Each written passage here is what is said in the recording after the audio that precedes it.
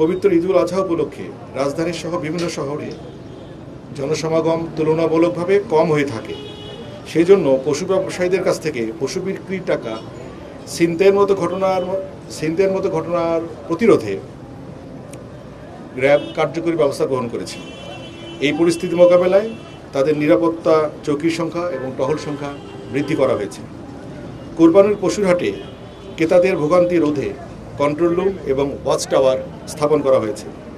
পাশাপাশি নগদ লেনদেন পরিহার করে ক্যাশলেস বা কার্ডের মাধ্যমে মূল্য পরিশোধে উৎসাহিত করা হচ্ছে। জাল টাকা প্রতিরোধ এবং শনাক্তে প্রয়োজনীয় সরঞ্জাম প্রস্তুত রাখা সহ জাল টাকা উৎপাদনকারীদের বিরুদ্ধে অভিযান অব্যাহত রয়েছে। পবিত্র ঈদুল আজহা উপলক্ষে কোরবানির পশুবাহী যানবাহন যেন কেউ জোরপূর্বক কোনো নির্দিষ্ট হাটে নিতে বাধ্য না করতে পারে সে বিষয়ে নজরদারি অব্যাহত রয়েছে। পাশাপাশি সামাজিক যোগাযোগ মাধ্যমে ঈদ এবং কোরবানিকে কেন্দ্র করে গুজব বা বিভ্রান্তিকর পোস্ট প্রচারকারীদের বিরুদ্ধে তাৎক্ষণিক আইনানুগ ব্যবস্থা গ্রহণ করা হবে।